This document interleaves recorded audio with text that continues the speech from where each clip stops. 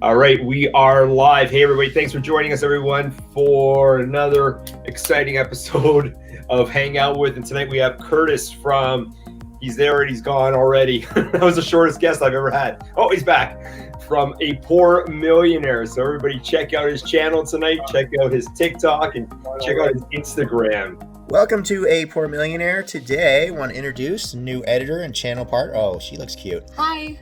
And we're going to do lots of cool, new, crazy videos. And we're also going to do probably some podcasts.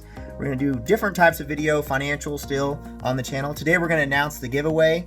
And Katie's going to help me pull the name of the comment of the person who won. We're also going to do a new comment and new winners on the next video. So we haven't ended the giveaway yet, but we're going to end it anytime. So make sure you comment on this video and make sure you comment on the next video because we're going to do at least 2 more.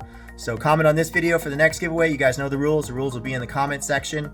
We're going to announce the winner of the giveaway for the last video in the middle of this video. So you're going to have to watch at least half.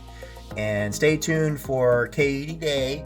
And we're probably going to do a podcast come Monday or at least a talk show of some sort. So we're going to make it exciting and fun and look forward to that. And look forward to it on Monday. We'll definitely post it by the end of the day on Monday. And we will leave all the information below.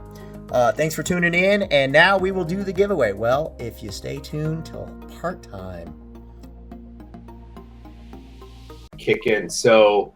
all right, we are live. Hey, everybody. Thanks for joining us, everyone, for another exciting episode of Hang Out With. And tonight we have Curtis from, he's there and he's gone already. That was the shortest guest I've ever had. Oh, he's back from A Poor Millionaire. So everybody check out his channel tonight. Check out his TikTok and check out his Instagram. So everybody, any questions for Curtis tonight, just throw them in there. Glad you can join us, and let's have some fun tonight here. So he's got some technical difficulties going on tonight, so we're going to do the best that we can.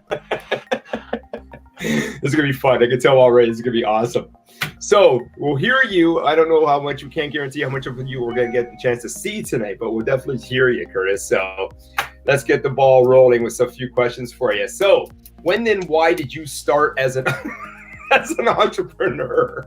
Sorry. Oh no, I've never had Stream do this before.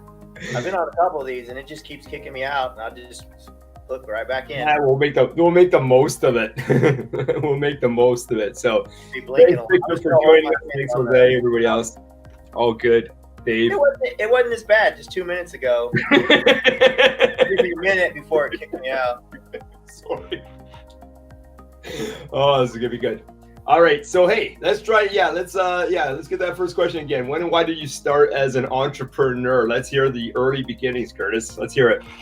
Well, I started. I started working for a wholesale computer business, and I basically had a plan of starting my own business. So basically, I learned every single thing I possibly could at that business, and then figured out the ways that he wasn't really hitting the market right.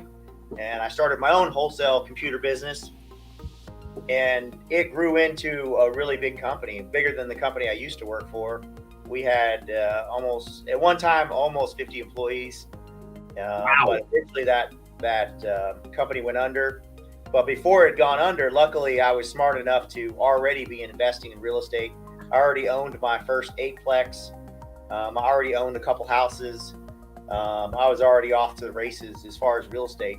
And nice. I wanted to do real estate. Luckily, when my main company went under, which was the end of the world for me at the time, I mean, I lost like 100 pounds and I was walking around like Steve Jobs and, just, like, I mean, it's, you work 10 years on your baby and you put everything into it, 80 hours a week, and all your friends work there, your best friend's your partner, and then you lose it all, it's like losing a kid, basically. Absolutely. When did you start that company? We had 2 of them. One of them went under, and then we did it again. So we were doing it about 10 years. So it, probably around 2000. Got it. Okay. And so you had it for how many years when you brought up to 50 employees, like you were saying? How long did that take for you? When we first started out, I mean, we were actually working out of our house. that we rented together, and we had employees there. We actually, during 9/11, we were all sitting in our office selling our computer parts, and then 9/11 happened, and I was like, okay, so we'll watch this for 30 minutes and then we'll go back to work. Well, no, we all pulled our chairs in there. It's like, all right, that's it. We're not working today. It's over. I give up. Yeah. And that's like the only day I've ever let my employees of that company not work. Wow. Yeah. Boy, jeez. But we built that business, and then that one went under. And then we built another huge one. It was even bigger than that. It just takes time. You do anything for 10 years and you can build it into a small little empire. Yeah. And we had a huge warehouse. We shipped all over the United States. We were doing, I don't know, a couple $1 million a month. I mean, it was a lot. It was a big business. I was a millionaire. My partner was a millionaire. And then I lost it all. But like I said, I had already started accumulating money and projects and business and real estate. And the transition was like, well, I guess I'm just transitioning into this. And I could have already started another business, but luckily, like I said, the best thing that happened to me was when it happened, it forced me into the market of real estate, which is perfect timing because that was 2008. And that's a combination of the reason why we went under was because of 2008 and all the crap that was going on with real estate, which meant the real estate prices were super low. And in downtown Dallas, there's a place called Fair Park, which is the horrible part of town. It's the hood. It's the scariest part of town, but it's still downtown Dallas. And they had houses down there for $10,000. And I felt like there's no way you can go wrong on a $10,000. Well, I'd buy it for $10,000. I'd put $10,000 in it and I'd rent it for about $500 a month back then. And I was like, I don't feel like there's any way that I can go wrong on this, you know? And I was like, this is risky. And it was a risk, but it paid off because all those houses now are headed towards 100,000. And I bought a bunch at 10,000. I bought a bunch at 20,000. I bought a bunch at 30,000. I bought a bunch at 40,000. And I bought some buildings, and I just kept buying, and I just kept flipping my money because when you're getting that much rate of return on your investment, when you're looking at 40% return, it's real easy to get that 40% and go right back in and buy more and build your business. Yeah, no kidding. Absolutely. Wow. And do you still have you held on to any of those units anymore? Okay. I don't like selling anything because especially That's now cool. that I've seen my houses go from 10,000 to 100,000. I've sold a couple of them. I had one or two buildings that I just basically had to sell because one of them was just kind of falling down. It was really, and I knew the land was worth more than the building. So when I bought it, I knew the land was worth more than the building. So what I did was I sold it for double what I bought it for. I bought it for 100 and I sold it for 200. And that made it, that was like, I mean, I've sold two buildings actually that way. I bought another sixplex for 100 and then I ended up selling it at 100. So, and then I take that 100 and immediately go buy more real estate and buy, 5 more houses at 25,000 each. And boom, now a couple years later, I've got 30 houses and I've got, duplex. I have 50 units total. 50 units total that you're all long-term renting. Right. And that's amazing. Good for you, Curtis. That's great. Yeah. Love it. Love hearing that story. All right. So you're doing your computers wholesale business that you had learned from the company that you were working for. How did you learn to be an investor and to create your real estate business? How did you learn that? Well, I bought all the books and I bought all the tapes. And back then we didn't have YouTube. I wish we had. Oh my God, I'd be so much richer now, really. Oh, no kidding. If I had the opportunity to watch and learn off of YouTube, I'd be probably, I don't know, probably 100 times richer than I am now. Because I didn't have, you had to watch, listen to the tapes back then, and you had to watch the video. That was it. I mean, or go to the seminars, and the seminars were always like, no money down, get rich quick. And a lot of them were just fly by night where it gets you all excited about nothing. And they're like, hey, we're making a bunch of money, but they're not really, those opportunities are out there. But when you've got 1,000 guys going after them, knocking on those doors, they're extremely difficult to get. I mean, you need a solid opportunity. You need to look for deals, but you can't be 1 in 1,000 lined up for that deal, because then there's no deal, because if there's 1,000 people looking for it, it's going to raise that price and raise that barrier of entry. Yeah, definitely. Dave, you're probably right. There probably still are homes that you could buy for $10K in parts of Michigan. I agree with you on that. That's for sure. No kidding. And would you recommend that there too, Curtis? I mean, if somebody's interested in actually getting into real estate, looking at the Michigan area? Well, whatever the rent is. I mean, well, the problem with low income areas is people come into your houses and steal your stuff. They steal your wiring. So that's one advantage. It's one advantage that I came up with is basically I have a full-time crew, and we can rewire an entire house within a day or two. Just don't tell anyone. So you're supposed to do other things to wire them. But that's one of the problems, because if a person that is on drugs, I'm trying to be nice, comes in and cuts your wire and steals it all out of there, well, a lot of times that'll cost you about $10,000 to put all that wiring back in. That'll put you out of it. That'll put you out of business, and they'll hit the same house over and over and over. So you just got to be really careful on low income hood housing, and be prepared for things like that, and be prepared for serious headaches that are just. I've had one house I've rewired it 5 times. You're kidding? Yeah, and we've actually run the wire underneath the floor. So we run it under the house so that it's harder for them to steal the wiring out of it. I think the guy who's stealing the wire and lives in the neighborhood probably across the street, and whenever he sees it go empty, he sneaks over there and cuts it on both ends, and boom, he's got it. And I've got to rewire the whole thing. So that's the biggest problem about like buying. As long as you're getting a good solid, when you're talking low income neighborhood and that bad of an area, I would look at like you need to be 30 or 40% return based on your rent, on how much you have invested total. Yeah, definitely. So, because that 20%, losses. The 20% is right. It's for the headaches and is for paying people to fix the wiring. And the other thing is just go ahead and yank out all the copper plumbing immediately, because it's going to be gone anyway, and put in the plastic, and then you're good on that. They're not going to come after that. Smart tip. I like it. Really smart tip. That's great. Okay, so how much further along you can keep growing your real estate business? Does that just keep continuing? Anytime you find a deal, you're just going to pick one up and keep it growing? I'm not sure what I'm going to do once I start getting some money flowing. If the problem is like every time what happened to me, and unfortunately, if I did it all over again, I'd do it a little differently. What happened to me is I was buying the houses all the way up to about 50 or 60,000. Then I stopped buying them because they kept going up, and I was like, oh, they'll come back down, and they never came back down.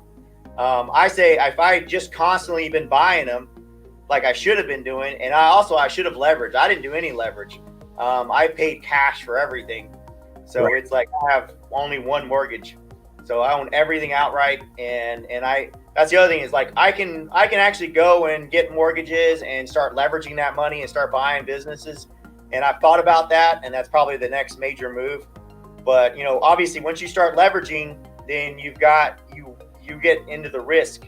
The risk is going to be higher for me, and I've got to make sure I've got that solid rate of return on the area. Really, what would be great, unfortunately for me, but bad for everyone else, would be a huge downturn in the market, and then I'd go buy, leverage it out, and start buying again. Yeah, definitely. Okay, so what's your bigger plan then with your YouTube channel then as well? We were talking about that earlier. So you want to start making that into more of a some residual income there for you as well. What's your plan? Well, I want to take and treat YouTube like a business, and that's gonna. I've started a couple companies, and they were making money, but I just don't. They're not scalable. That's the biggest thing is scalability. YouTube has a hard barrier to entry, but it has a huge level of scalability, and the scalability is the number one thing that you want in business. Is so you can make, if you really want to make that Lamborghini money, and you want to get a yacht. You're going to have to be scalable. You're going to have to be able to have more than one location, or do business with large number of customers, which is the reason why I picked YouTube, and the reason why I'm trying to build I've actually had a YouTube channel, and it was doing really, really well. but I had to. It was a political channel, and I did all the math, and I was on my way, and I had a bunch of viral videos, and I had like one video went 80,000 organically. Nice. Yeah, it was taken off. I mean, I could have made it happen, and a lot of the guys who were around back when I had that are now, their channels went to 300, but a couple of them have just now recently have been terminated for being political. Really? So that's why I was like, I'm not going to spend the next 5 years or 10 years building a channel and then have it terminated because it's political. And then YouTube will put you back on. Yeah, no kidding. No kidding. So how long ago did you shut that one down? It's actually like 2 years ago. I ran it for like a year or less than a year. And then I realized they demonetized me, and I was like, this just isn't worth it. Too many people are going to get, blocked, shut down, whatever it is, banned. And I didn't want to deal with that. I was like, and then I saw, and I hate to do a shout out for Stefan, but I saw Grand Stefan's numbers, and I'm like, look, I am in real estate. I'm actually, at that time, I was richer than Grand Stefan. Now, obviously, he's pulling ahead of me with that $1 million a year that he's making. I was like, I can talk, I can do all that. I've already done a YouTube channel. I have all the experience in investing. There's no reason why I shouldn't do a financial channel. And there's no reason why I can't make. And that's the other thing is I already have all my bills paid, and I'm basically retired, so I can just focus all my time on this channel. And it's going to interfere with my, going to the lake and hanging out with all the girls. But other than that, and then I can do my moon. This is my moon shot to get me into the, become a rich millionaire. Good for you. Good for you. Why the name of Poor Millionaire? Well, because, and it's blinking again. Because I don't feel like, it's like I don't have a Lamborghini, It's like I would figure if you told me like 20 years ago that I'd be worth what I am today, net worth, and it's like over $3 million. If you told me 20 years ago I'd be net worth over $3 million and I wouldn't have a Lamborghini, I would have told you you're an idiot. I would have said everybody over $3 million in net worth, is driving around a Lamborghini. And it's like, and yeah, I could afford a Lamborghini, but that would be like the only thing, that my only, basically my yacht payment is but it would be like a used Lamborghini, And, Nothing wrong with that, as long as it's a Lamborghini, right? Yeah, but then the problem is like you have a Lamborghini and then you live, like I live in a normal house in a normal neighborhood. I mean, it's just silly. It's just silly to buy a depreciating asset like a Lamborghini that costs like $200,000 that sits in your garage. So you're going to drive once a week, and you live in a normal neighborhood where I have the only Escalade in the entire neighborhood. No one else drives an Escalade in my neighborhood. That tells you it's not poor. It's upper middle class. They're nice houses. Everybody has nice brand new cars, but but it's just silly. It's silly to have a Lamborghini and live in a $500,000 house. You know what I mean? It's just like that's why I consider it. You're a poor millionaire. You're a poor millionaire. I like it. Yeah, well, because you got these guys who they make $100,000 a year. And they go around spending the money like they're a millionaire, and they look like they're a millionaire, but they're not really. And then you've got a lot of guys, like there's probably a couple of millionaires on my block who are worth a couple $1 million, but they don't look like it. They're just normal guys who've been investing, who've not spent their money, who've invested wisely, and just over time they've accumulated money. And that's basically where I'm at. It's like it wasn't get rich quick. It was it did happen rather quickly. But at the same time, though, it's like I've been working hard. I worked for 10 years become a millionaire the first time, and then flipped that over and started working in real estate, and it added up. So it's like people always, like a lot of people always think that, $1 million and I can retire. I don't think so. It's just, especially if you're young, if you really want to retire and you can live really modestly, then yeah, you could retire on $1 million. But if you want to actually drive a Lamborghini or a fancy car, and you want to have a boat and you want to go on fancy vacations, $1 million is just not going to cut it. No kidding. Absolutely. So let's talk about your boat for a second. How long ago did you get your yacht? Well, it's my second yacht. Actually, right now I own 2 yachts. I own my old one, and actually, like I should do a video on it because my old yacht I bought for like only like 25,000, and I paid cash for it. But then I really enjoyed it, and I had a lot of fun. I made a lot of friends. So, and I had extra money, so I kept putting more and more money into this boat, and it got all the way up to about $100,000 in that boat. But it's like, it's got the stereo system costs more than the boat. But it's my old one is amazing. It's really, really good. I'm trying to sell it right now for like 40,000. Hopefully it'll sell this summer. And then, but like when I went to get this other boat, I didn't figure I was going to get it this year because as a entrepreneur and business person, my taxes are as low as humanly possible. Yeah. I try to, I write off everything, and depreciation on real estate makes, the banks, they won't give me a loan. They just won't give me a loan on my house. I've tried to refinance my house. That's the other reason why it's been hard for me to go out and get more real estate, is because I don't have any income, or I don't have a lot of income. So it's like I own $3 million worth of real estate, but I can't get a loan on my own house that I already have a loan on. It's just my interest rate's high. Yeah. So I didn't figure they were going to give me a loan on my boat. And what I was doing is I was just testing to see, okay, what's my roadblock to stop me from getting the next yacht? And I was going to put it on my wish list for my 5-year goal or something like that, or 3-year goal. And I called the bank, and the bank said, yeah, we can do that. And I was like, yeah, I don't have any income. And they're like, no, we can do it. And I was like, damn it. And I was like, well, I'll just work a little harder. Yeah, absolutely. So J-Mac, who you've been done a stream with before in the past, got a quick question for you. You notice a ring on your finger? Never talks about his wife, or does he have any kids too? Does he care, and does she care about the boat girls? There you go. There's a few questions for you.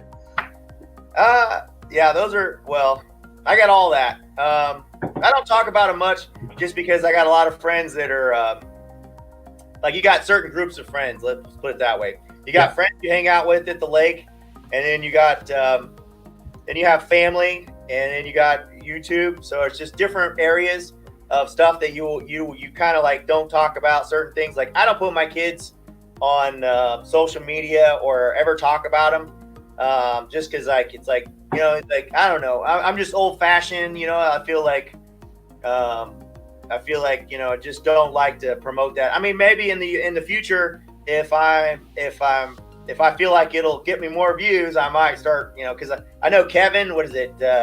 Meet Kevin. He has his kids on there and stuff, and it's super cute.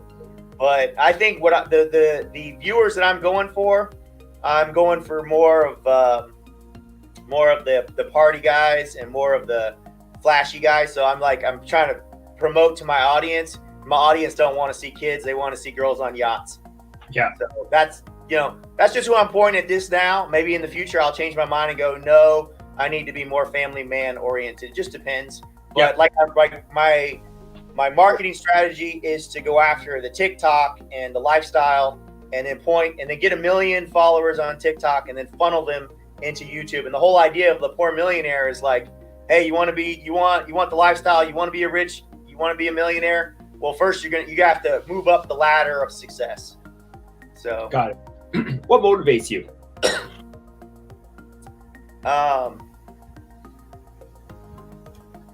That's a good question. I think motivation is hard.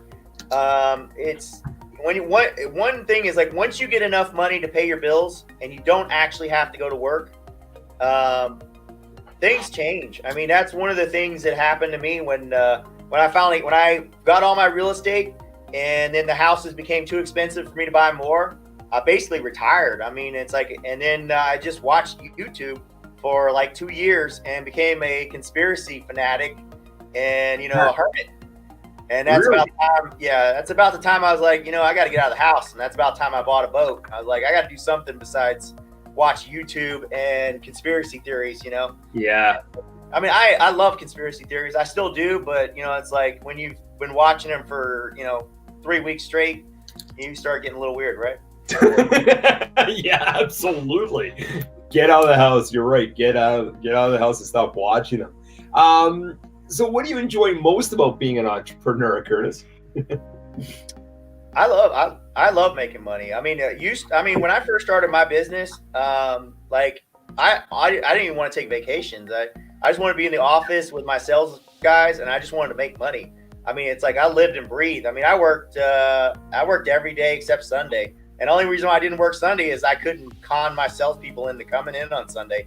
I had to give them one day off. Nice. I'd pay them. I'd pay them to come in on Saturday and work extra, and I'd sell TVs.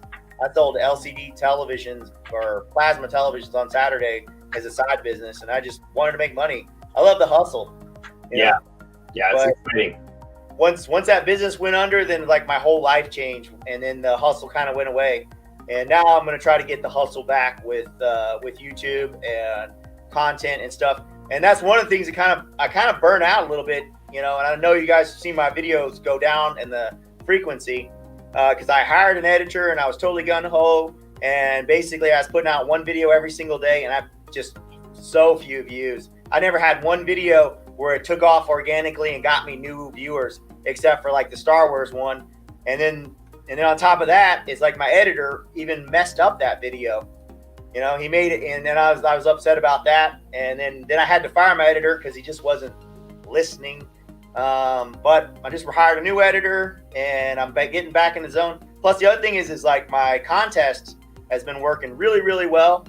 So I've been getting subscribers, and I haven't really been working that hard. So that's been really fun. Not working super hard. So now I'm getting I've hired a new editor.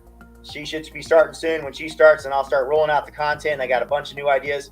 Plus my TikTok is taking off. Plus once summer gets here, the show should really start. I mean, it should be fun. Good. Yeah. No kidding. When you get that boat back out there, sounds like fun. Everybody, check out his TikTok. Check out Curtis's Instagram. Check out his channel. Subscribe, guys. We're all community here. Let's everybody grow together. So, did you ever have a mentor?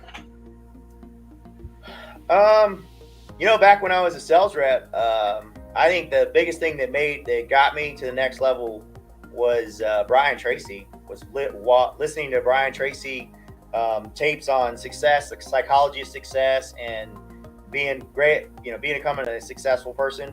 My dad helped me a lot too when I was younger, as far as like basically because my dad was basically an entrepreneur, not a good entrepreneur, but an entrepreneur. I mean, he basically just started one business after another, never made anything successful, but he's just never working a real job. So I didn't have a role model that got up every day and went to work for 8 hours at the same job for the last 30 years.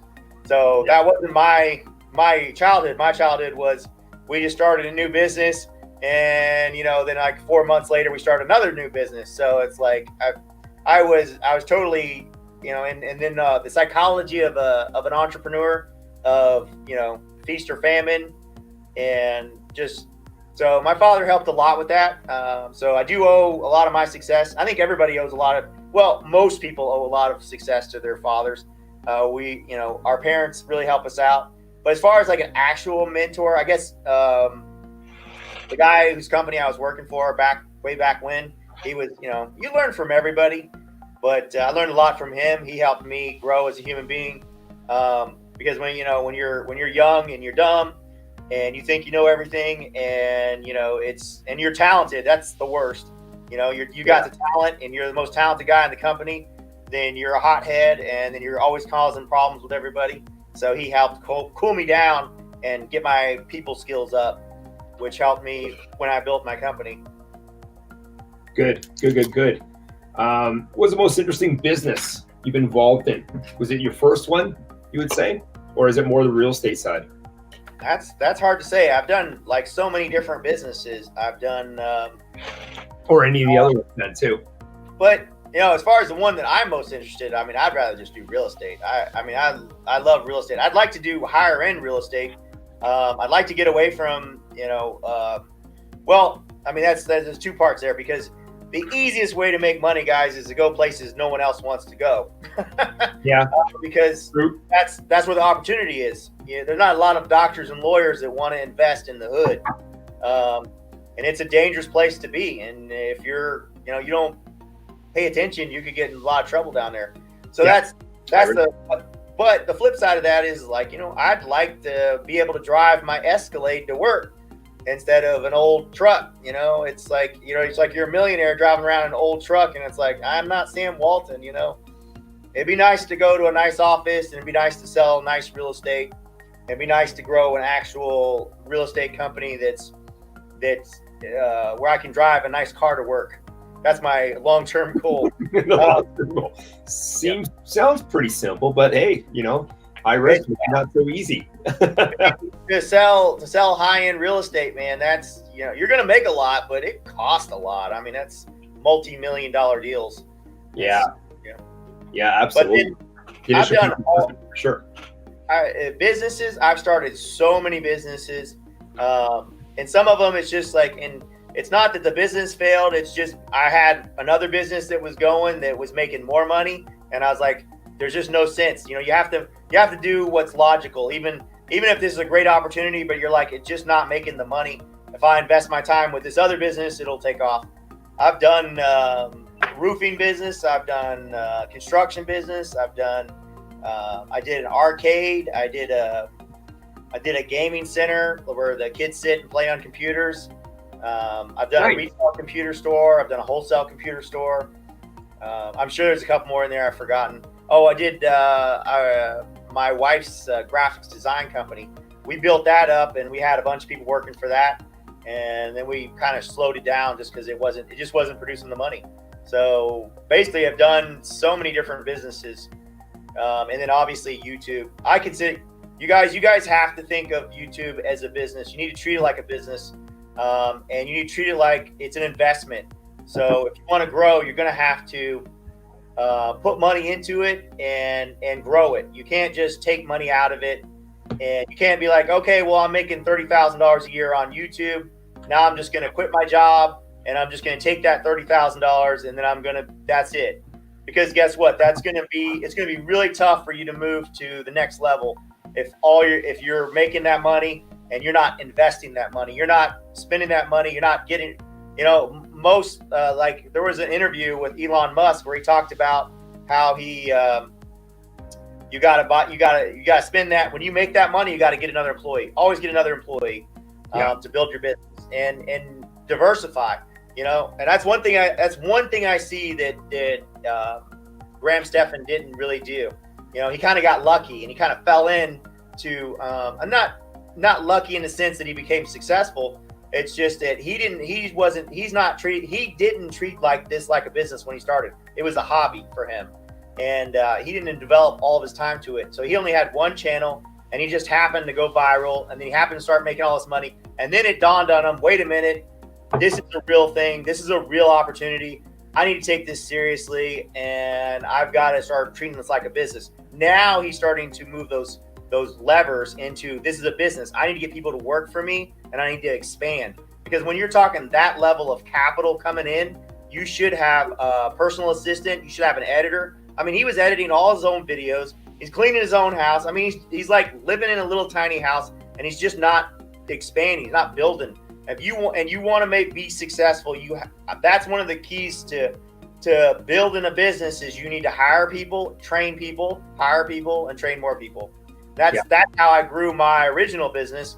We just, you know, I had my brother work for me, I had my best friend work for me, then we hired another friend and another friend and another friend, and then pretty soon, you know, we're just building and building and building. And we didn't just because you're making some money, you don't just rip that money out, you reinvest it. That's how you get.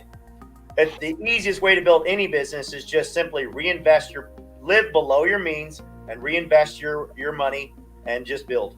Yeah, keep it growing. You know, so many people just, you know, don't actually take a look at the fact of like you have to find great people, like spend the time and the money to find great people, build that team and grow it that way. It makes a huge difference. It really does. There's no way you're going to grow it by you doing, you know, wearing all the hats and doing everything yourself. You just can't. It's impossible, right?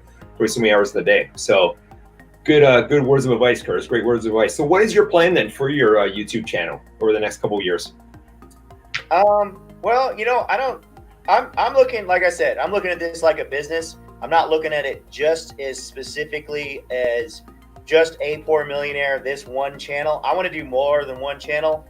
And I don't want one channel with 1 million subscribers. I'd rather have like 4 or 5 channels with 200,000 subscribers each, Right. with the same amount of views. And the thing is, YouTube scares me to death with how they change the way they do things. I mean, because next week they could be like, oh, we're not doing financial videos anymore. We're doing this, and they can just do whatever they want, and you lose all your money. So it's like having all your eggs in one basket. I feel like that's not a business. That's a hobby. That's a hobby you're getting paid a lot of money for. So I want to expand out, start other channels, and really treat it like a business opportunity. But A Poor Millionaire is going to always be my main channel, because right now, all you guys listening, you already know this, but the number one payout right now, as far as I know, unless I'm wrong, please correct me, is financial. It's the highest rate of pay-per-click for advertising for revenue. So, I mean, why would you not? If you are knowledgeable in finance and you can talk on camera and you have a good screen presence and you've got extra time, you should you should see if this clicks for you and you can make money at it. And if look at how many of these guys who've only got 300,000 subscribers. And I basically, financial channel, the way I figured it out, and tell me if I'm wrong, whatever your subscriber is, how much money you're making. Because Stefan was making $1 million a year and he had 1 million subscribers. So if they've got 300,000 subscribers, how much money are they making? They're making 300,000.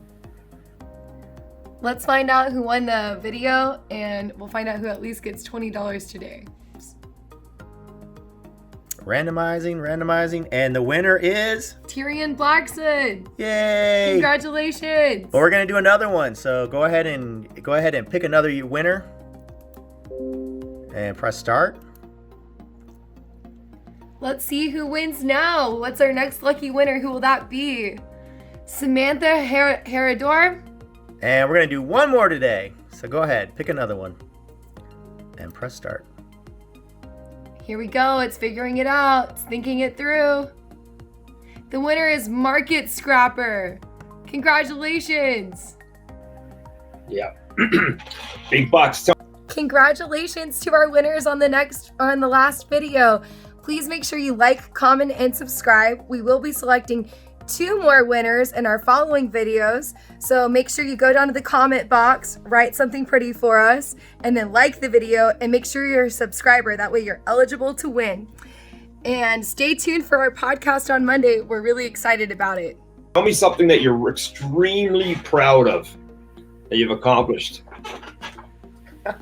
Well, I don't. A few things. That's a tough one. The reason why it's tough is just because I don't really go around telling people. I mean, on YouTube, I tell people because, obviously I'm trying to encourage people. I'm trying to motivate people. But a lot of times I like to underplay. That's one of the reasons why I use the word a poor millionaire, because I wanted to tell people, hey, I do have $1 million, but it's not as rich as you think it is. All right. And that's why I like to underplay accomplishments, because I feel like it's just like, you don't want to be in that high tax bracket, if you know what I mean. Yeah. You also don't want the wrong kind of people looking at you thinking that, because when you got friends, it's like when you have friends and you're sitting around a table with your friends and your friends all know you're a millionaire. Well, they're going to think you're going to pick up the check and they're going to start asking, well, why don't you just buy dinner? You're the richest guy here. And it's like, is that really fair? Exactly. So for that. I'm not, it's like I have accomplished a lot of things. It's hard, obviously becoming, and some of it's been luck, hard work plus luck. So I can't really say that, that I did anything special. I just followed the rules and I was at the right place at the right time and I worked hard and I was lucky enough to have the free time and the money to make it happen. So obviously the biggest accomplishment in my life obviously is the 50 units. It's because it pays my bills and it's made me a millionaire. So that's my number one accomplishment. But if I meet people, I don't want to tell them that. I don't lead with that. I don't, and I always try there. I used to, in my old company, I'd go out with my sales reps and the girls would always walk up to me and and I'd be wearing nice clothes, and there'd be all my sales reps around me, and they'd ask me, "Hey, what do you do for a living?" And I tell them, "I'm the janitor." Yeah. It's like, because it just tooting your own horn is just not something. It's not a smart move unless it's not. It isn't bragging if you did it, but don't do it. Don't brag unless it's necessary for information purposes to motivate others, but not to make yourself feel good and not to boast. Yeah, there was a guy that used to do our phone installations with one of my businesses years ago, and he used to drive this beat up station wagon with all his equipment, the old phones in there, everything. And we felt so sorry for the guy. We'd pay him fast. We always looked after him. We gave him as much work as we possibly can. 2 years later, driving down the street with a beautiful red Ferrari GT308. So he's like, Damien, he's like, "Oh, I'm busted." Like, he knew right away, right? The gig was up. So we carried on with him, obviously. Like, great guy. But, I loved that. I just pulled him over and shook his hand. I'm like, "You got us." That was fantastic. Good move. Yeah. So always downplayed everything. What was one of your greatest challenges, Curtis? Was it bouncing back? Or was there something else along the way, along your journey, a big challenge for you? That really wasn't that hard. I feel like once you've done the impossible, it's easy to do it again. But pretty much anybody who's successful, if they run on hard times, they're going to be successful again. It's just a matter of time, and that's not the hard part. I think the hard part is seeing something that you really love, like when you've got to look at. That's one of the reasons why I got into real estate, is because real estate isn't going to go under. And when you get a business, there's a huge possibility you're going to lose that business, and you're going to invest huge amounts of time and money and emotions into that business. And then when it goes under, it can take you with you. It can take you with it. It almost took me with it. I mean, it's just like you really, there's no other way to say it. I mean, you become suicidal. I mean, when you just can't eat, you can't sleep. It's like a part of you died when every single thing, your entire life is wrapped in that business. And it's your obsession. That was your child. Yeah, that's the hardest part. It's one of the reasons why I'm in real estate, is because real estate's never going to go away. They're never going to houses are never going to go out of style. So you're always, places for people. I would promote that. If you're going to get into business or services, you need to get into something that is never going to go away. Needs that people have are never going to go away. Food, shelter, all the basics, plumbing, construction, roofing. These are the things, like all the millionaires I know deal with something that is solid like that. Obviously, we hear about all the guys who, made $1 billion on Snapchat or something, but that's the 1 in a billion guy that does that. Most millionaires own a roofing company, or they own a construction company, or they own real estate. Yeah, definitely. Read a lot of books?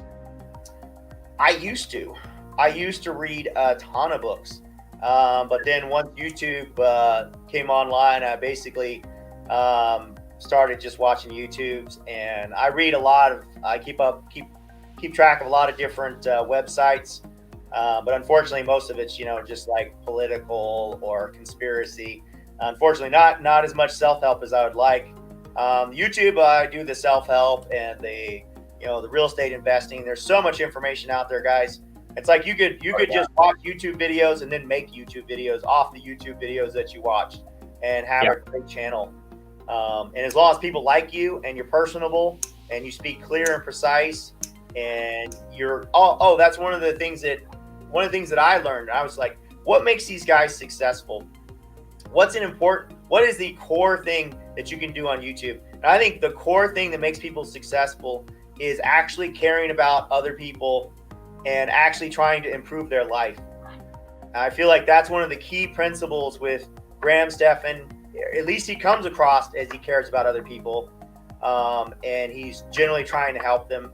And in order to come across that you do care about people and you're generally trying to help them, the easiest way to do that is actually care about people and generally try to help them. So That is a key. That is one of the major keys to success. If I give you anybody piece of advice, is offer, care about people and try to help them, and that's how you're going to become successful. And on this platform for sure. It's the number one. And it's also fun and rewarding. It's like once you start getting in that pattern, that thought pattern of caring about people and trying to help them and trying to improve their life, then it's rewarding on top of that. So it's rewarding emotionally to be supportive of other people and help them. And if you can actually change people's lives, I think that's actually a pretty good thing, Yeah, positive. The ROI is huge on that. It's a great feeling. It's a fantastic feeling, right? So, like I always say, life's tough, man. Life's tough. You can, help out. We all got to band together and help one another, and whatnot. If you can give back somehow with information, Curtis, you've got and whatnot. Obviously, you are and whatnot. I mean, it makes a huge difference. Positivity is definitely, we need more of that on the planet. So, which investors or entrepreneurs do you follow? Well, obviously, pretty much a lot of people I'm watching in this, or a lot of people that are watching this YouTube, I have their channels up. I watch their channels. Obviously, I watch all the successful ones, and I learn from them. And obviously, the Elon Musk thing with Tesla, I've basically thought Tesla was going to go under all this time, and I talk shit about Tesla. Excuse my language. It's a family show. It's okay. Yep. And I try to keep that track. But anyway, and eventually now it's looking like Tesla is actually going to accomplish some of the things that seem impossible, that are total technological disruptions. So I mean, if he accomplishes even one of these things, they're totally going to change our world. And he's going to be he's already a billionaire, but he's going to be one of the richest men in the world. Yeah. So right now, I'd say if he gets, let's say 3 different things, he gets self-driving working, he'll be the richest man in the world. If he gets the boring company making tunnels and all that working and up, he'll be the richest man in the world. If he gets solar roofs up and working, where we all have Tesla solar roofs, he'll be the richest man in the world. Any one of those 3, and it's all him. Just those 3 things are the huge technological disruptors. That's just 3 of them. He's got probably, if you go through all the other ones with actual electric cars, electric car market, all the other different companies that he's running, the guy's going to be the richest guy in the world, and he's going to be, and if you actually listen to what he's saying and some of the stuff, it's actually pretty impressive. Even though he talks really weird, like when you listen to it, he's like, the best, one of the things I heard from him that I really liked is he said, the best part is no part.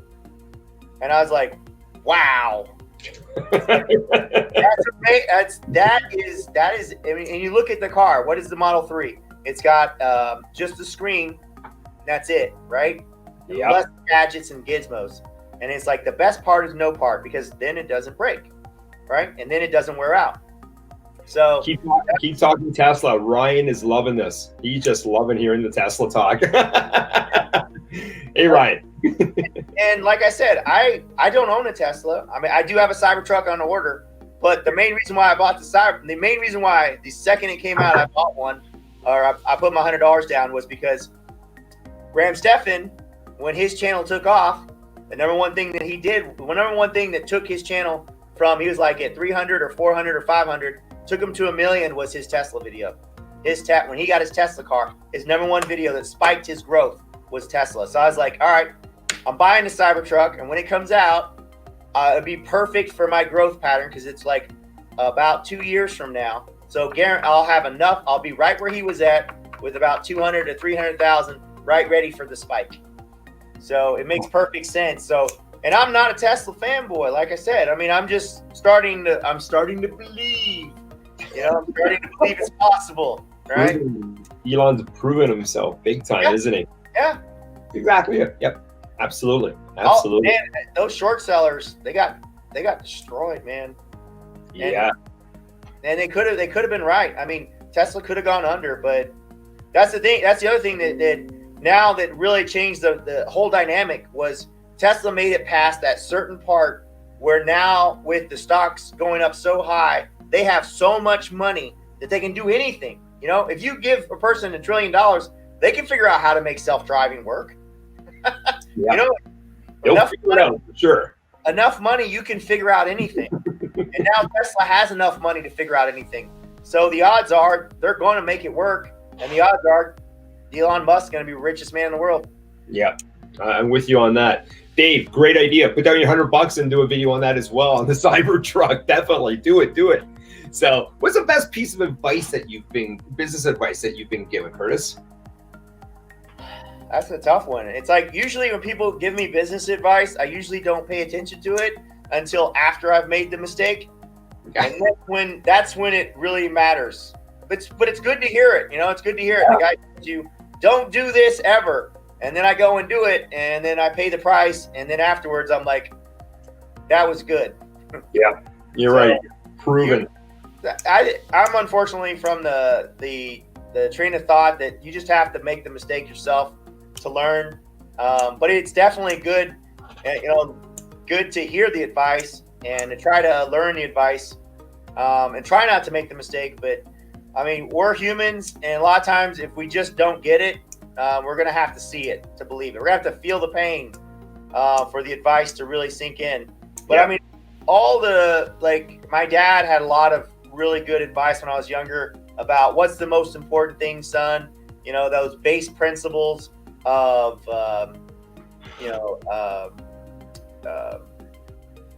productivity over image.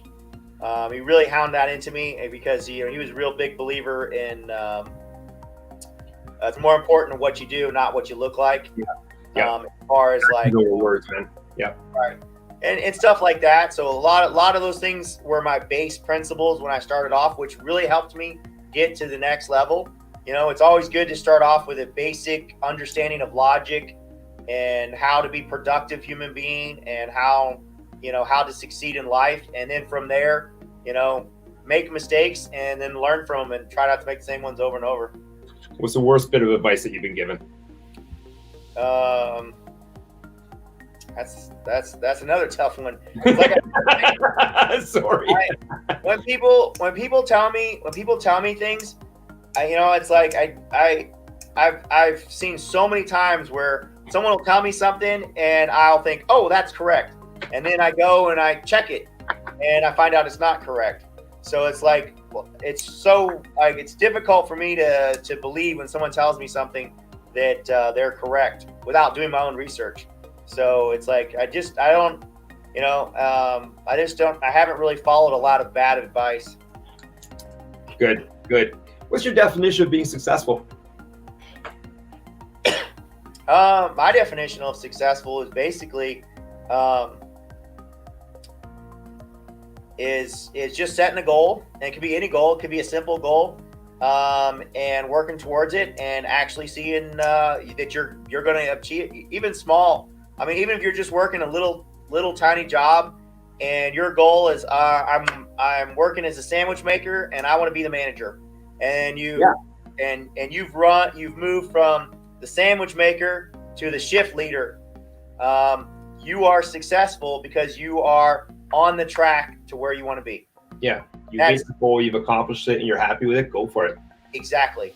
And right. That's like, one of the things that helped me get to the next level is I just constantly was moving to the next level. I mean, I started off as, the day laborer working, shoveling, digging ditches. And then it's constantly just like, well, I want to learn everything I can here and then move on to the next job. And I got bored, it's like I got fired from jobs because I was like, I know everything. And I was that wise, I'm trying not to use bad words. I was the idiot young guy who knew everything that was super talented. And I did know everything. I mean, I got fired I was working for American Express, and it was a company that outsourced for them. It's called ATC. And I knew everything, and I was the most knowledgeable guy there in the entire company, on the floor. And they hired people and put them on top of me that didn't know anything, and they all came to me and asked me questions, but they wouldn't promote me because they basically only promoted women and other individuals that don't look like me. So eventually I became bitter, and I lost a job because I became a know-it-all, and I was bored too. It's like I didn't care. It was the best thing that happened to me was for me to lose that job. I mean, sometimes, guys, failure is. Dave just said it too. Sorry. Best thing to do is, failure is a good thing. Sometimes because it's like if you're just not at the right place at the right time, you need to move on to the next thing. Yep, definitely. You ever plan upon retiring? You got plans for it? I have already retired, and I suggest everybody retire early, spend 2 years, contemplating life, become a philosopher. I think it's very important for your brain, and I feel like you really, it really opens your mind to the whole world and everything. So. But it's like eventually you're going to want to go back and do something. You're going to want to create. I think human beings should create. I think there's different stages in life, but I don't think I'm ever going to fully retire and just sit on a boat and do nothing. I'm going to do something creative or sell around the world. Actually, I think someday when I'm like 80 years old. I'm going to take my solar boat and sail around the world, but I'll probably be doing YouTube videos and making money. All right. So describe yourself 5 years from now, not like, 30 or 40 years from now. Describe yourself 5 years from now. What's Curtis doing 5 years? 5 years from now? Yeah. Obviously I want to have 5 or 6 YouTube channels. I want to have 5 or 6 TikToks, probably be living in a $2 million house with a Lamborghini. Nice. I'll probably have a yacht on the ocean. I'll probably have the same boat I have now in my little lake, and I'll be doing basically doing YouTube, and I'll be buying more real estate so I can move to the next level. And basically, just moving to the next level is just a progression of getting. It's not because there's an end goal. I don't necessarily need more than like. Really, I have everything I need to really be happy. But at the same time, though, it's like I have a bunch of friends that own yachts at the marina that I'm at, and they're all richer than I am. So I'm the poorest guy there. It's one of the reasons why I say I'm a poor millionaire. All my friends are richer than me, by a lot, Yeah, but if you're happy, you're having fun doing every day Saturday for you, having a great time. So what? Like I said, I think happiness is the accomplishment of goals. Yeah. So, and unfortunately, for some of us, we've accomplished so much that we just have to accomplish something even more crazier than the last thing we did. So that's why it's like, you have to, because like that's one of the ruts that I got stuck into when I kind of retired. Is I had a beautiful house. It's amazing. It's remodeled. It's got granite countertops. It's beautiful.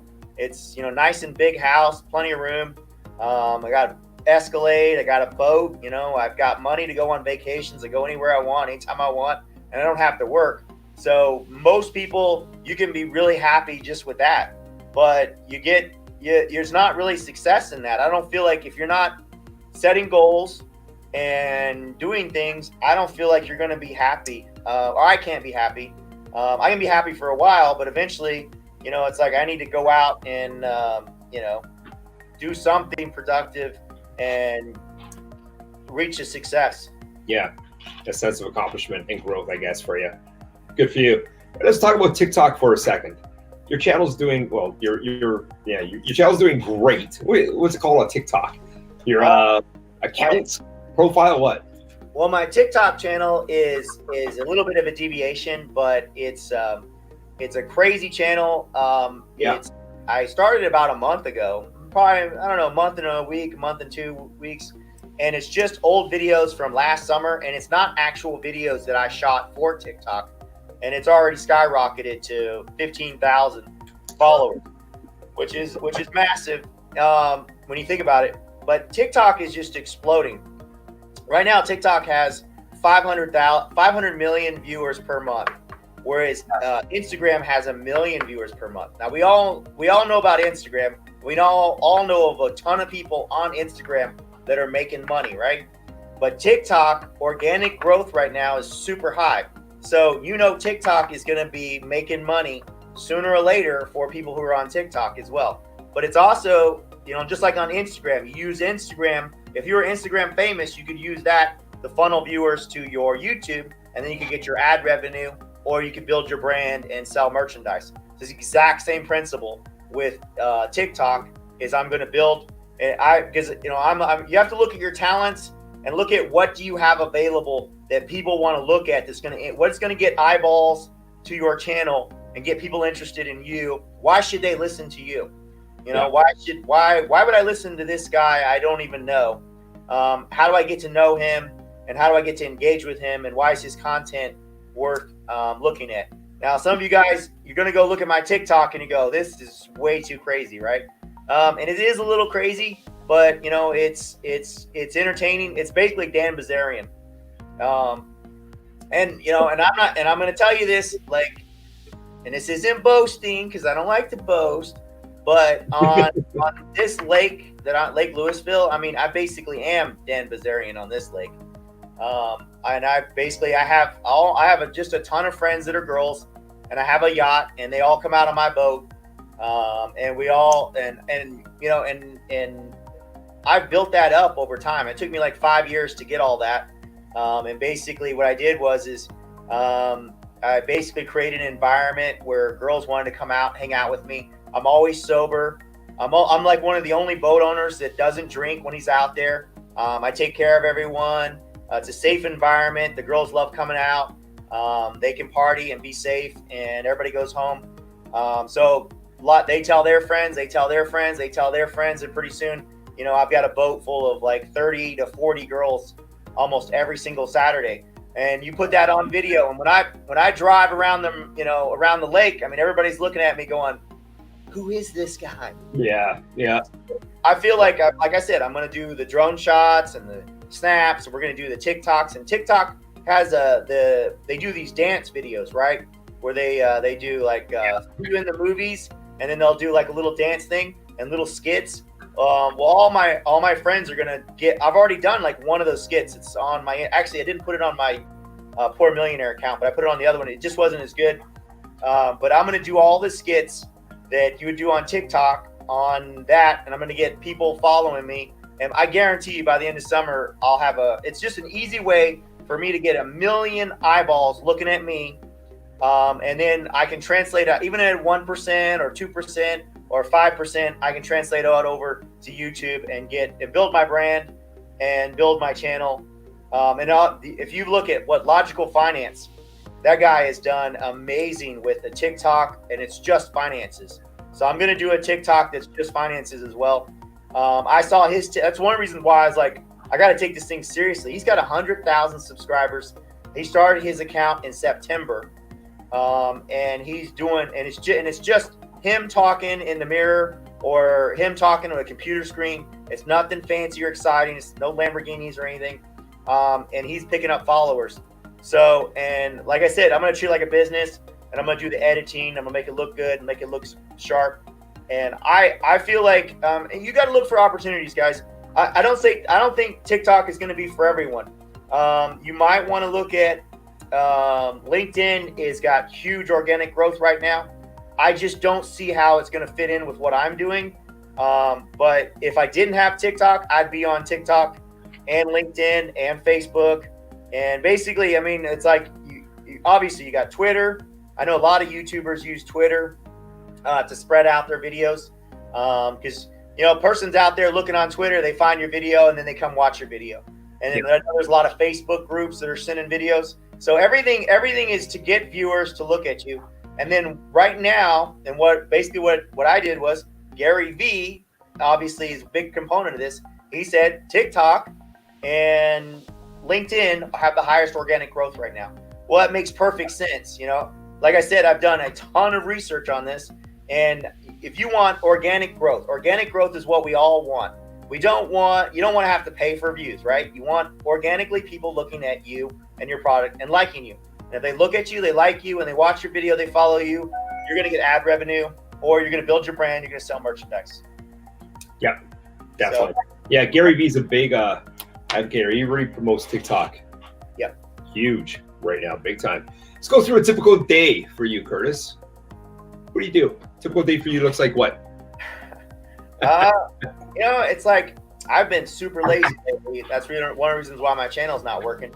Like I said, I mean, I don't have a day job, so I don't have to get up to go to work, which is tough. I mean, guys, it's that's one of the reasons why I'm hiring a person, is because when I hire a person, it's like, it's really weird when you're a business owner and you have to hire someone, because when I'm paying someone to work, I make sure they're working, and by making sure they're working, I'm working.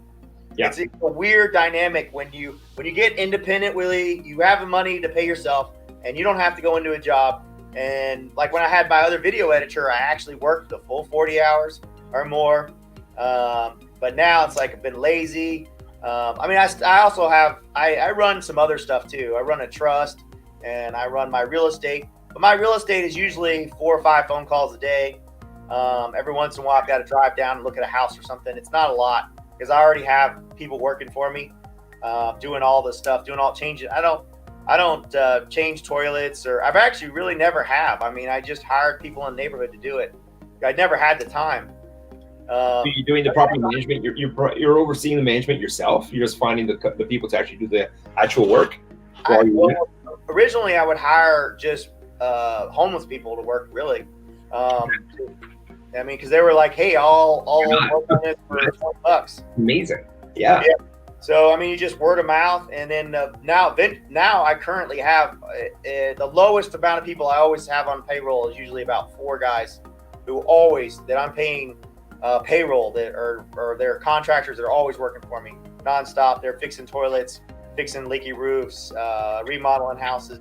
But I get up as high as if I have a lot of remodels, I'll start hiring people, and I'll get up as high as 10 guys working simultaneous, fixing, remodeling.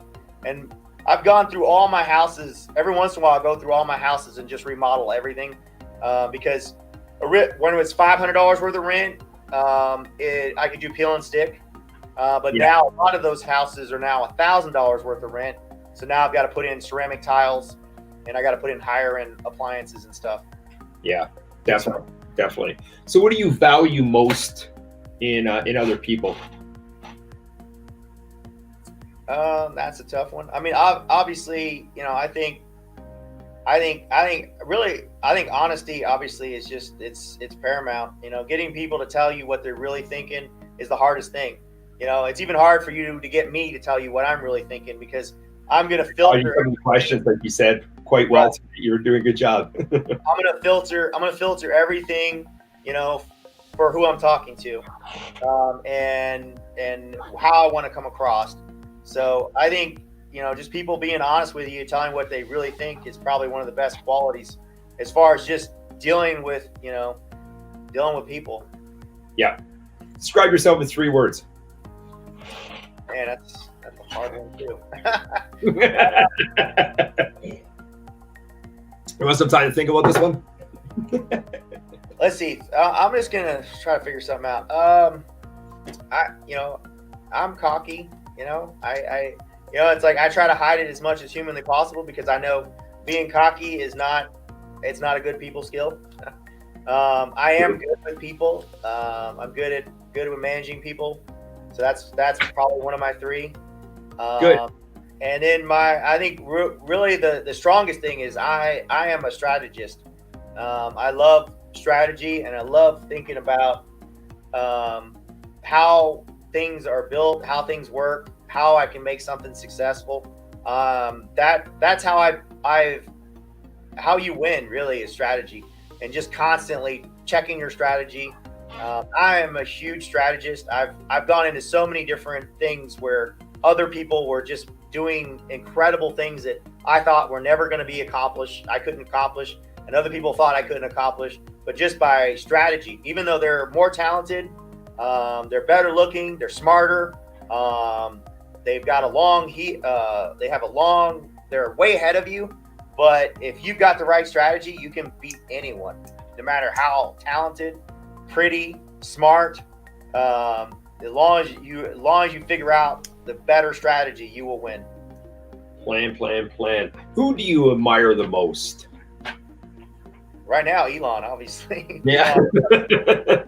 apart from Elon right now? Well, I mean, obviously Jeff Bezos is killing me right now with this Amazon. Yeah.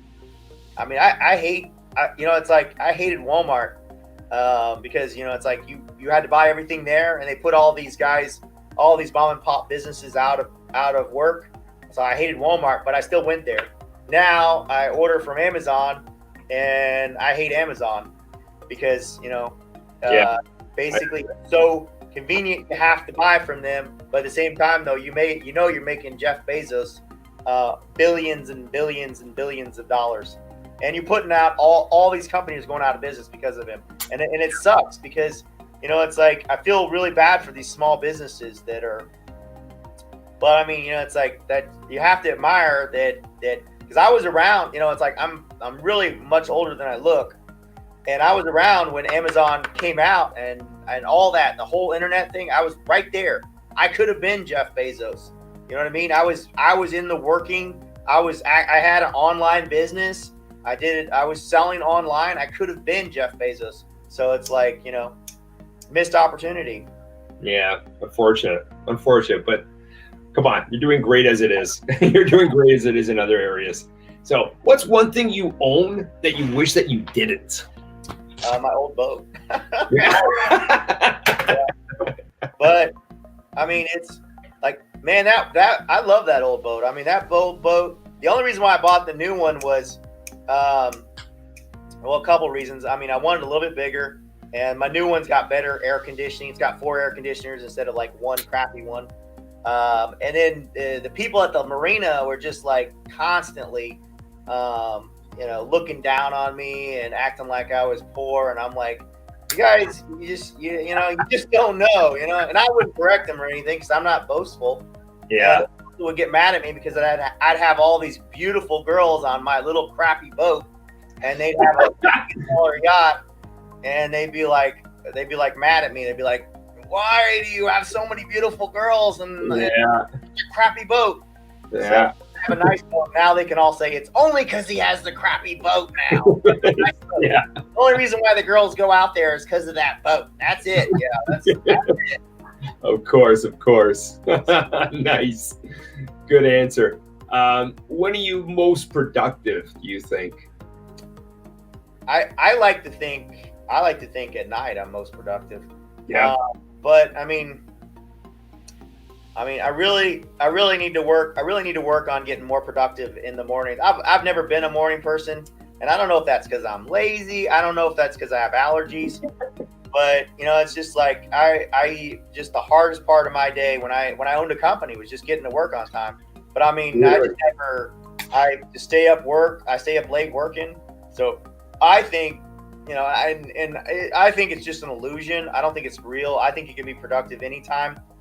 When you get in the zone, and guys, that's how you, like, when you get that workflow and you get in the zone, you can become productive anytime, as long as you're awake, as long as you're rested, get a little caffeine. But my natural tendency is to say at night, because that's usually when I start getting in the zone, just because nothing else is going on. There's no kids, there's no wife, there's no people talking to you, and you can focus on your work. Yeah, no distractions. Well, like I said, I was going to hold you here for an hour. It's been an hour and 10 minutes. So let's start wrapping this up in about 5 minutes. So anybody that was getting involved into real estate now, what advice would you give them?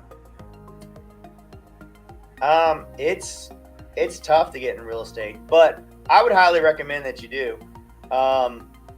Personally, it's like, I know a lot of you guys are like all about the dividends, you're all about the stock market, but I can tell you from personal experience that real estate is the easiest way to become a millionaire and a multi-millionaire, because those houses that I own, I guarantee you they're going to double in value again over the next 5 years. So I'm going to be, if I'm worth $3 million right now, I'll be worth $6 million without doing anything. And on top of all that, I'm getting rent from those houses that are paying all my bills. Real estate is it as far as investing. Yeah. What's the biggest challenge you have with the real estate, do you think? Apart from people stealing in the wiring. Usually the biggest challenge is always people. It's getting the right person, and you're gonna get and with when you're hiring low end people, you're gonna have thieves. You're gonna have people who are stealing from you, and it's hard to accept that you're paying a person money and they're stealing from you, and they're not, and it's also, it's like when you're dealing with low end people, and that's one of the things if I had good, if I didn't have to deal with low end people, I wouldn't mind it as much working in the hood. That's the biggest problem is the people. I don't, as far as the people work for me and the different stuff. Actually, in the other worst one is the city. The city is just absolutely horrible. They always do the wrong thing 9 times out of 10. But just the hardest part is dealing with people and developing people.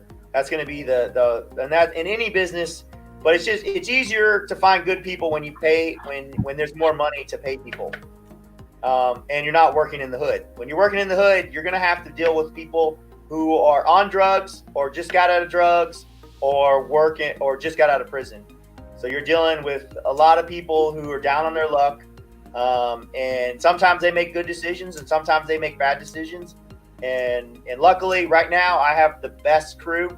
I have a foreman who is a super smart guy and he's doing a really good job, and he's phenomenal. I got, it's just like after you filter them out, you hire 10 people and you get rid of 5 and you hire 10 more. You just keep on filtering until you get honest people who that work. Yeah. And once you get honest people that work, life is so much easier. Yeah. Again, you're just creating a great team, right? Right. Yeah. Developing, as a business owner, developing people is the key to success. Yeah, it really is. It really is. Had any bad experiences renting in, the areas that you do? Just story after story after story. Yeah. Okay, give us your top 1 or 2. We'll end it off there. Well, one of the worst stories was that house where the wiring's been stolen 5 times out of it. We finally had to wire it under the floor to prevent, and he still can get to wire. And he'll still take wire out of it, but it saves us more time because we don't have to wire the whole entire house now. We just have to wire a couple runs to take the wire that he took out. The other is fire. Fire is the most dangerous thing because when a house gets fire damage, then it's unrented, and then it takes you time to fix it up and re-rent it. And then the next major, I got 2 more major problems. The next major problem is the city. The city just sometimes just like they want to come and yell at you, even though I've got so many long stories, but it's hard to explain how government people will go to a person who's doing what they ask. I do everything they ask. I do it when they ask. I have a crew. I'm not I am a slumlord, but I'm not a slumlord that doesn't take care of things. So it's like when they ask me to fix something, I fix it, and it gets done. So it's like, but they'll ask me for just silly stuff that doesn't make any sense whatsoever, or they ask me to go and make sure that a renter does their dishes. It's ridiculous. They're like, this person needs to do their dishes. I'm like, I as a landlord can't enforce a tenant to do their personal dishes. It's like. That's strange. And then the other thing they like to tell me to do is like, I need to make sure that a tenant's not selling drugs. And I'm like, again, and here's yeah. The worst situation to be in here is okay, the city's telling me that I have to evict this tenant because they think the person's selling drugs, right? Well, if I go to the eviction court and I evict them and I say this person's selling drugs, you know what the judge is going to say? He's going to say, where's your proof? And I don't have any proof. We just think they're selling drugs, right? So I can't evict them, but the city's telling me to evict them. So really the city's asking me to violate the law because they don't care. They don't care. They want me to do what they want me to do because they have a feeling, right? And they want me to keep, and it's like the only way I can prevent these people from selling drugs is I've got to go down there with the gun, like the police, which is their job. And it's like, and if you think they're selling drugs, why don't you have the police go there, buy the drugs, and arrest them? Yeah. Tough obstacle. The city can That be is a tough the- obstacle at times. So that the city, and then the last part is the evictions. But luckily, evictions in the state of Texas aren't too bad. Like California, I wouldn't even want to live. I wouldn't even want to try to do real estate in California with the evictions of how it could take 6 months to get a person out. Luckily in Texas, we can get them out in 30 days. But every once in a while, somebody plays the system and they stay for 60 days rent free. Or that is the big one. It's just, someone living in your house and not paying you rent for 60 days. It's painful. Yeah. They have more rights than you sometimes, unfortunately. So, those are obstacles, that's for sure. But all right, anything else you would like everybody here in our community to know about you, or advice you want to give off to them before we head on out here, Curtis? The one thing that's really surprised me is when I got in this community, I was just really shocked at all the support. I was really shocked at all the people who were watch your videos, make good comments, and just a whole bunch of really good people who are putting out good content. It's nice. It's like a bunch of buddies. It's like a family. And I just want to thank all you guys for watching my channel, and thank you guys for, being supportive of each other and just being positive and growing. Like you said before, we just all grow together, and it's just a matter of time before we're making a living. And then hopefully we can build, a few of us will make it into the Graham Stefans and meet Kevins of the world. Yeah, absolutely. We've got a great bunch of people here. So, and welcome to our community, buddy. Let's just keep growing. We're helping each other, working together. And like you say, get to that level. And I'm sure all of us will. So just stick in there. So anyways, guys, everybody, thanks a lot for joining us tonight. Lots of fun. And see you Thursday for Creator Talk, and next Tuesday again for Hang Out With. Thanks, guys. Thank you. Congratulations to our winners on the last video. Please make sure you like, comment, and subscribe. We will be selecting 2 more winners in our following videos. So make sure you go down to the comment box, write something pretty for us, and then like the video, and make sure you're a subscriber. That way you're eligible to win.